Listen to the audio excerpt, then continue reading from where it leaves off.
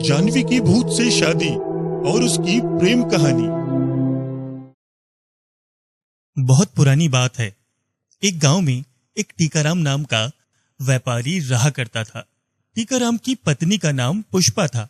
टीकाराम की एक बेटी भी थी जिसका नाम जानवी था। जानवी कुछ ही समय पहले शहर से पढ़ाई करके अपने गांव वापस लौटी थी। जानवी की उम्र पढ़ाई के दौरान ज्यादा हो चुकी थी। जानवी के लिए जो भी रिश्ता आता वह किसी न किसी कारण से हाथों से निकल जाता। ऐसा अक्सर होता। अब जानवी की उम्र लगभग 32 वर्ष हो चुकी थी।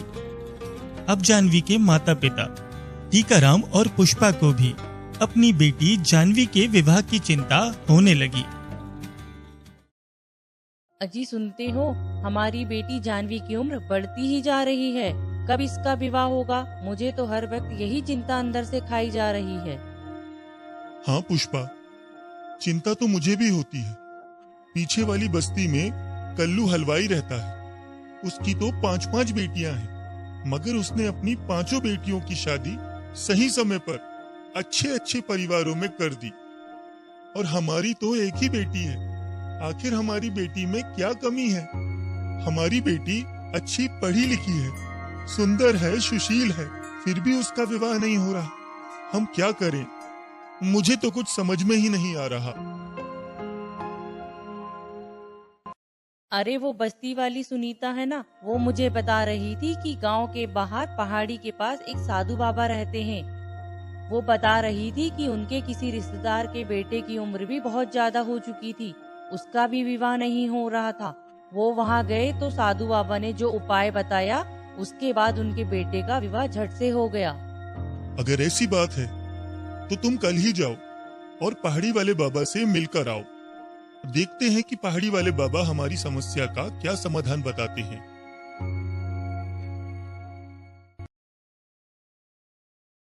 दूसरे ही दिन पुष्पा अपनी बेटी जानवी के विवाह की समस्या को लेकर पहाड़ी वाले बाबा के पास पहुंचती है।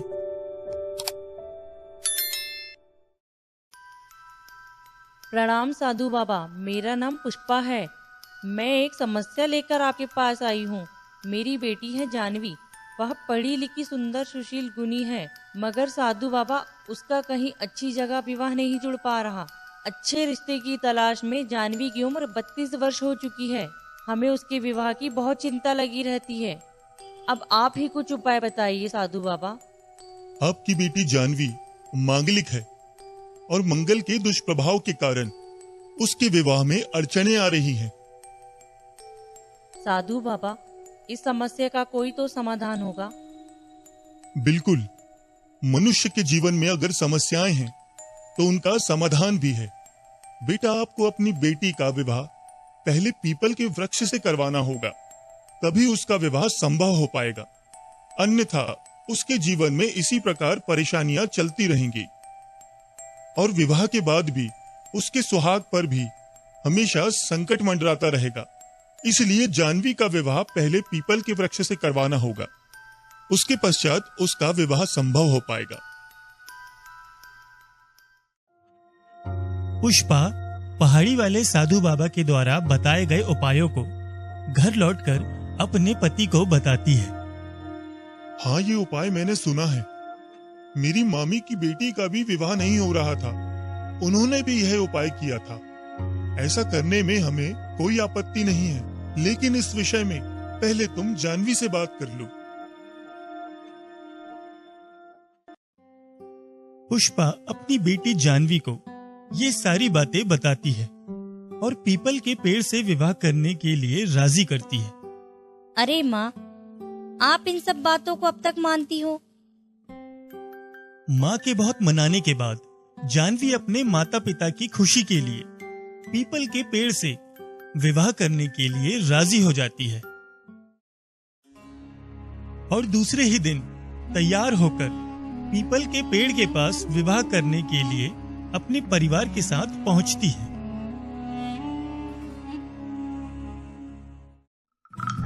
जिस पीपल के वृक्ष से जानवी विवाह करने जाती है, उसी पीपल के वृक्ष पर कुछ ही समय पहले एक राजू नाम के युवक ने फांसी लगाकर आत्महत्या कर ली थी।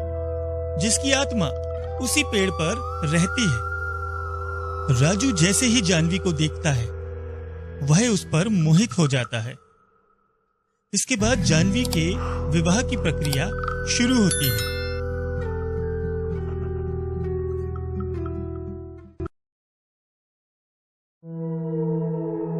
जिसमें राजू जानवी के साथ अग्नि के 7 फेरे ले लेता है और जानवी से विवाह कर लेता है। जानवी को बार बार अपने आसपास किसी के होने का एहसास होता है और इस तरह जानवी के विवाह की प्रक्रिया समाप्त हो जाती है।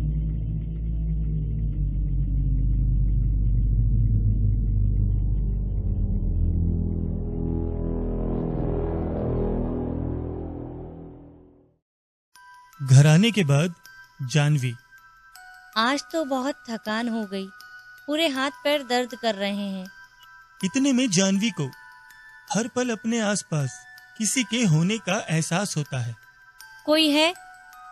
यहाँ कोई है?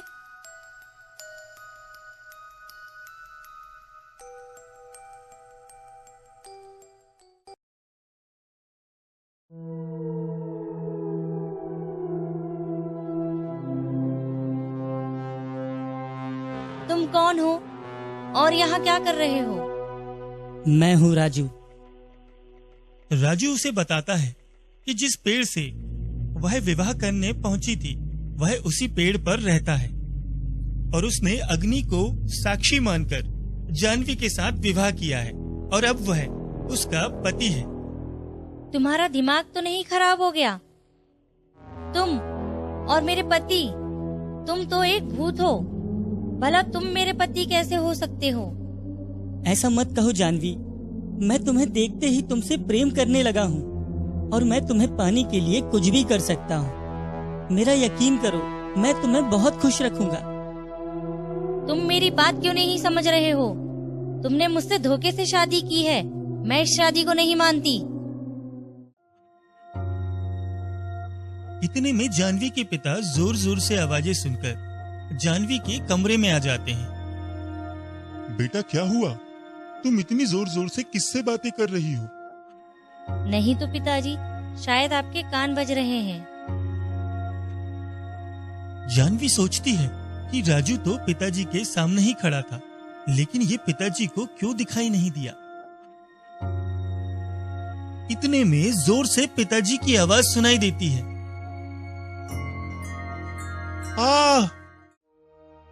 अपने पिता की आवाज सुनते ही जानवी भागकर जाकर देखती है कि उसके पिता सीढ़ियों से गिर चुके हैं।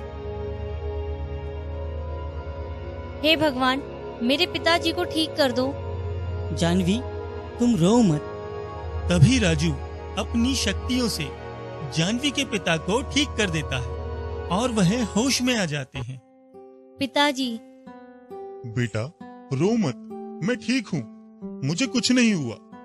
जानवी के पिता के ठीक होने के बाद जानवी के मन में राजू के प्रति भाव उत्पन्न होने लगते हैं।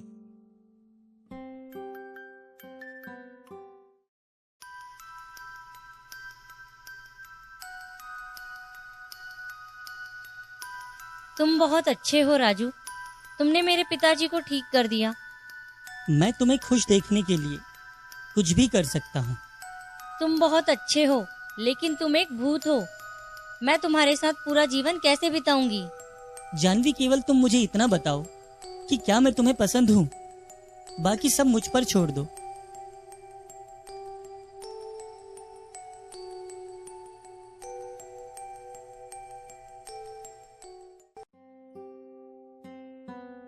कुछ ही दिनों बाद जानवी को देखने के लिए अमेरिका से एक एनआरआई लड़का घर आने वाला होता है। अरे बेटी जल्दी करो, मेहमान आ चुके हैं। कुछ देर बाद जब जानवी उस लड़के से मिलने आती है तो अचानक राजू को देखकर वह बहुत खुश हो जाती है।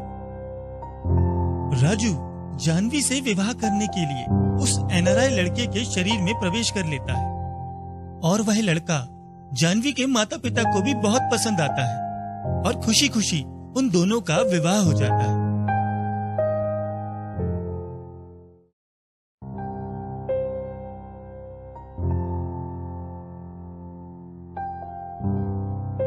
अगर आप इसी तरह की कहानियां देखना चाहते हैं तो हमारे चैनल को लाइक करें और सब्सक्राइब करें ताकि हम इसी तरह की कहानियां आपके लिए हमेशा लेकर आ सकें। भूतिया ऑटो वाले की कहानी। बहुत पुरानी बात है।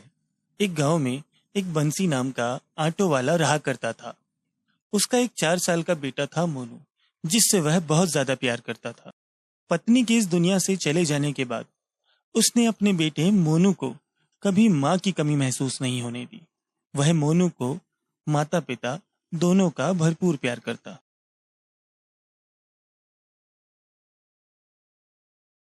जया, आज हमारे बेटे का जन्मदिन है।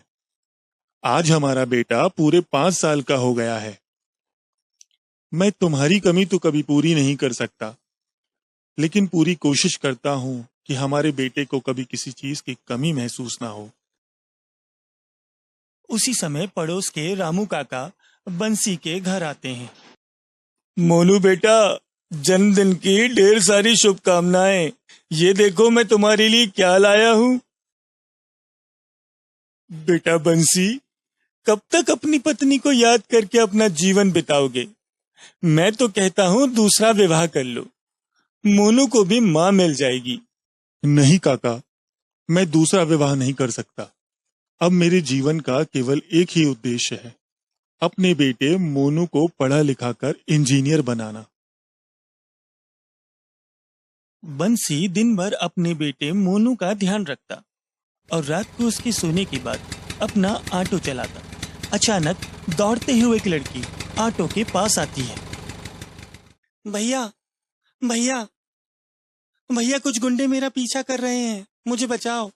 बहन, आप डरो मत, मैं आपको सही सलामत आपके घर छोड़ दूंगा।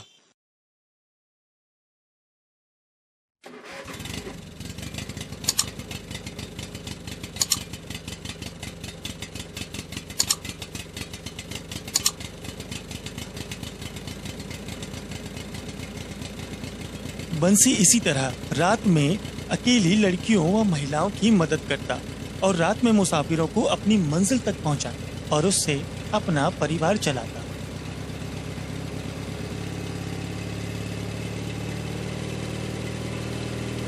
हमेशा की तरह बंसी रात को सवारियों की तलाश में ऑटो लेकर निकलता है कि उसे रास्ते में एक व्यक्ति इशारा कर कर रोकता है। बंसी अपनी ऑटो रोककर उस व्यक्ति को अपनी ऑटो में बैठा लेता है।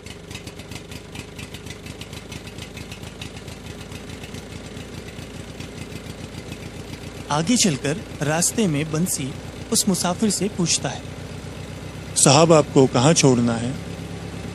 मुझे पुराने बस स्टैंड के पीछे छोड़ दो।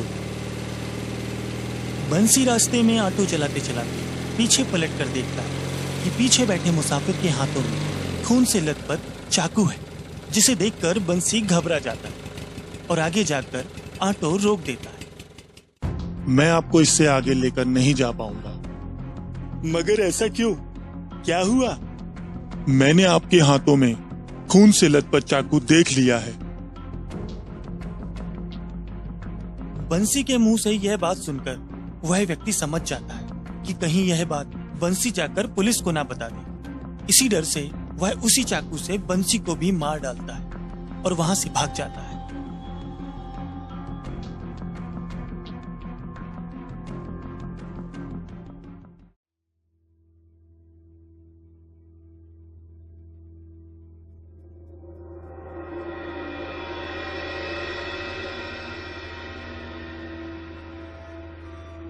हे भगवान, ये क्या हुआ? मैं तो मर गया। अब मेरे बेटे का क्या होगा? मेरे सारे सपने मिट्टी में मिल गए।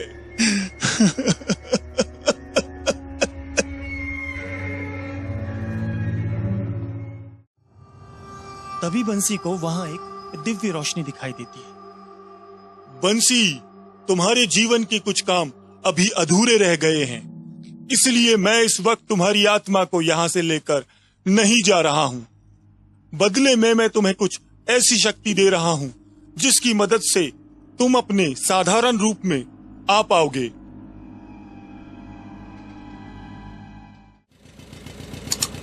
बंसी अपना रूप बदलकर पहले की तरह ऑटो चलाने लगता है और इसी तरह कई साल बीत जाते हैं।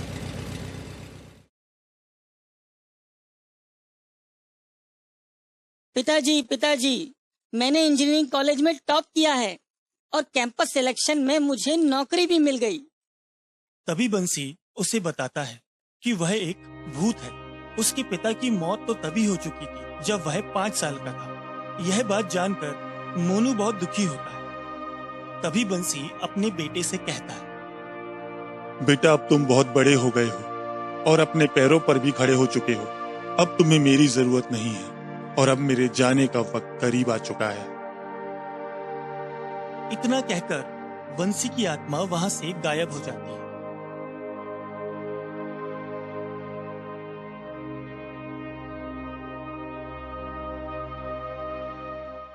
कुछ साल बाद मोनू काम के सिलसिले से अपने शहर वापस आता है। ऑटो।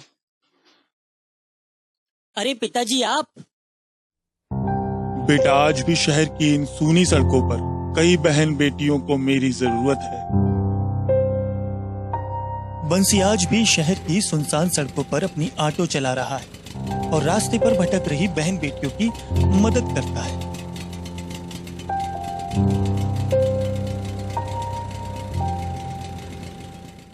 अगर आप इसी तरह मजेदार कहानियां देखना चाहते हैं तो हमारे YouTube चैनल को लाइक करें और सब्सक्राइब करें और बेल आइकन दबाना ना भूलें।